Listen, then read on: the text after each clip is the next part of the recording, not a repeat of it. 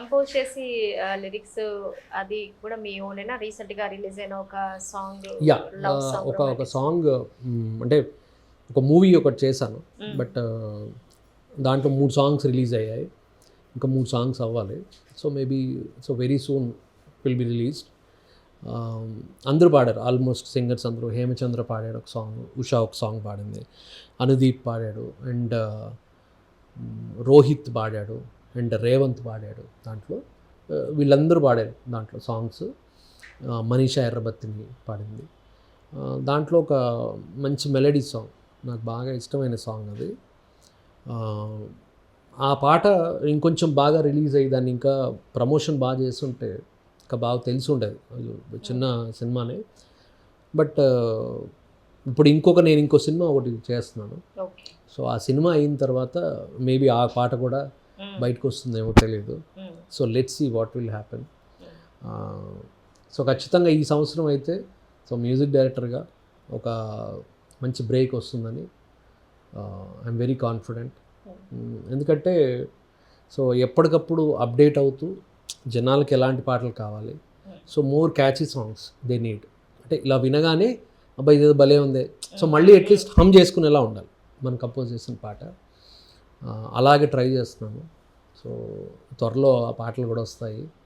వచ్చిన తర్వాత so media అందరూ కూడా సో విని, సో మహేష్ ధీరా కంపోజిషన్ ఎలా ఉంది, మహేష్ ధీరా జర్నీలో, సో ఈ జర్నీకి జస్టిఫికేషన్ ఈ పాటల ద్వారా ఇచ్చాడా లేదనేది అందరికీ తెలుస్తుంది. అంటే బిఫోర్ రిలీజ్ అయిన పాటలు అది ఒక పాట పాడి వినిపిస్తారా?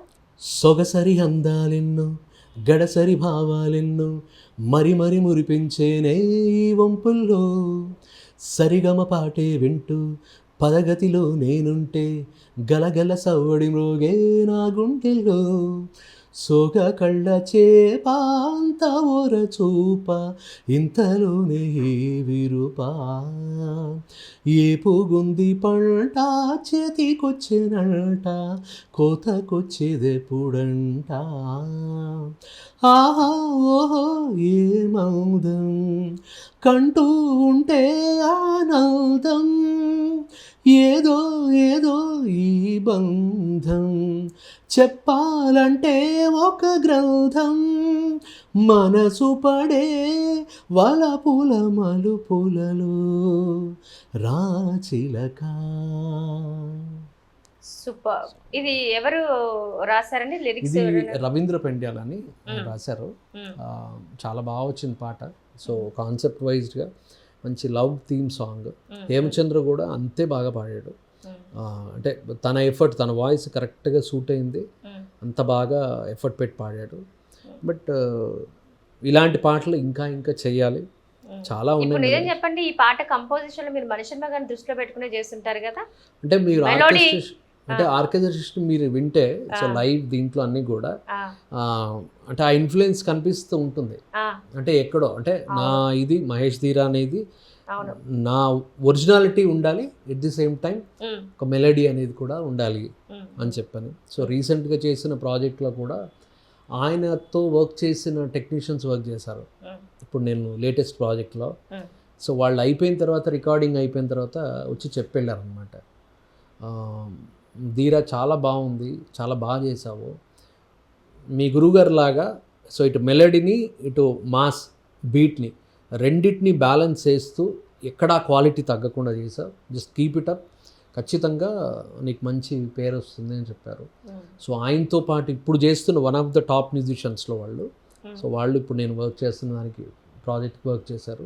సో రియల్లీ హ్యాపీ అనమాట. అంటే ఆ కాంప్లిమెంట్ అనేది, ఎందుకంటే వాళ్ళు ఆయనతో చాలా కాలం వర్క్ చేశారు. మణిశర్మ గారితో ఆల్మోస్ట్ ఆల్ ది వర్క్ ఒక 50-70 మూవీస్కి వర్క్ చేశారు లైవ్ మ్యూజిషియన్స్. సో వాళ్ళు ఇప్పుడు నేను చేసే ప్రాజెక్ట్కి వర్క్ చేశారు. సో ఆ టైం డ్యూరింగ్ ద రికార్డింగ్ టైంలో ఆ కాంప్లిమెంట్ ఇచ్చేటప్పటికి నాకు మళ్ళీ హ్యాపీగా అనిపించింది అనమాట. సో మణిగారు ఇది నువ్వు మర్చిపోవద్దు, నువ్వు దాన్ని అలా కంటిన్యూ చేయి అని చెప్పాను అన్నారు. రెండింటిని బ్యాలెన్స్ అయ్యి, ఎందుకంటే ఈరోజు ప్రతి ఒక్కళ్ళకి ఎంత బీట్ ఉన్నా సరే ఆ మెలోడీ అనేది ఉండాలి. సో అదే సోల్, అదే ప్రాణం. కాబట్టి ఏది ఎక్కువైనా కూడా కష్టం, ఏది తక్కువైనా కూడా కష్టం. You have to be balanced. మెలోడీని ఆ బీట్ని రెండింటిని బ్యాలెన్స్ చేస్తే ఖచ్చితంగా you will be the hit music director అని కాంప్లిమెంట్ ఇచ్చారు. లెట్స్ సీ భగవంతుడు ఏం ప్లాన్ చేస్తుంటాడు.